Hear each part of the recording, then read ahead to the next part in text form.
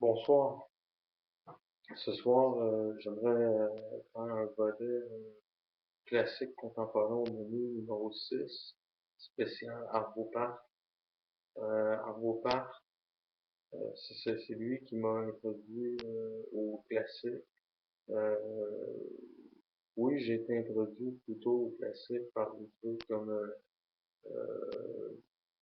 Vivaldi, Beethoven, Mozart, Bach et Tchaïkovski. Donc ça, c'était mes premières introductions au classique. Mais la première, mon premier amour pour le classique, ça vient de la musique de Arvo Pärt. Ici, je tiens en mes mains Fratres.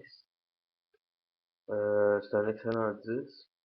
Il y a 6 mouvements différents pour Fratres. C'est différentes variations. Puis il y a 3 pièces que, mettons, c'est des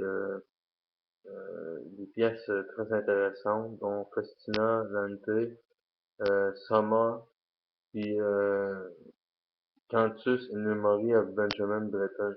Parce que faut dire que, mettons, Benjamin Britten, ça a été une influence sur Arvo Pärt, pas musicalement, mais que seulement c'est un des compositeurs qui jouait le plus dans son Estonie natale.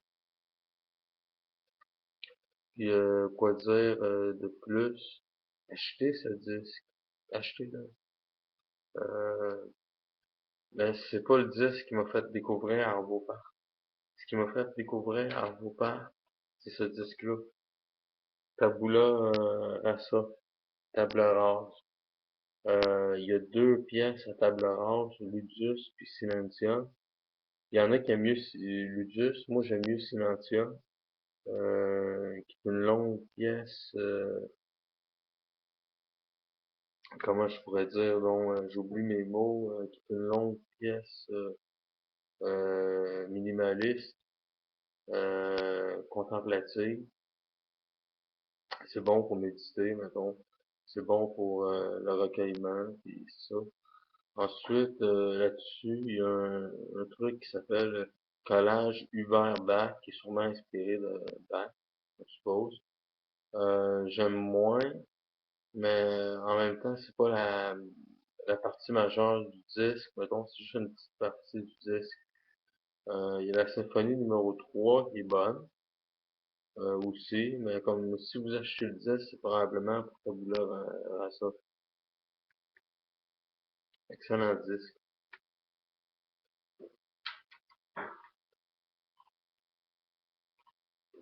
Ici, j'ai un best-of de Arvo Pärt, Éternel Pärt. Ok, ça contient plusieurs de ses œuvres qui sont intéressantes. Ça, j'ai à dire que si vous n'avez pas nécessairement beaucoup d'argent à investir dans le classique et vous voulez comme quelque chose qui englobe un peu tout ce que Arvo Pärt a fait, mais ça, c'est un disque en importance. Puis là-dessus, il y a Soma, il y a Tabula Rasa Ludus, il y a The Woman with the Alabaster Box, il y a Berliner Mass, Kiri, il y a Collage Hubert Bach. Vous voyez, c'est quasiment toutes les pièces, mettons, que je vous ai mentionnées avant, à part la troisième. Il y a Fratres, il y a De Profundis. De Profundis, on la retrouve là-dessus, je ne sais pas si c'est sur quel de ses disques, mais je veux que ça c'est une compilation. De Profundis, c'est une de ses pièces les plus marquantes qu'il a fait. Ok. Moi, ça a eu énormément d'impact sur moi, De Profundis. C'est une pièce très comme glauque, très comme triste, comme euh, très mélancolique encore, comme je disais. Puis c'est bon. Il y a Berliner Mass, Agnus Dei. Ça, c'est vraiment une excellente pièce de messe. On aimerait ça entendre ce genre de musique-là pour voir l'église, honnêtement, là, mais c'est pas le cas, généralement, c'est pas ça qui arrive. Puis le Cantus, une mémoire de Benjamin Britten. Ça c'est comme un best-of, si vous voulez, comme faire le tour des œuvres de Arvo Part, mais vous trouverez pas tout là-dessus nécessairement. D'autres disques en importance à souligner. Euh, Moi, j'irais dire qu'il y avait le disque sur Decca, le label, qui s'appelle Sérénité. Il y a des excellentes pièces là-dessus qu'on trouve pas dans ces disques-là, dont de Magnifica, euh, dont My Heart is in the Highlands, qui est très bon. Puis les autres noms de pièces me viennent pas en tête, mais bon.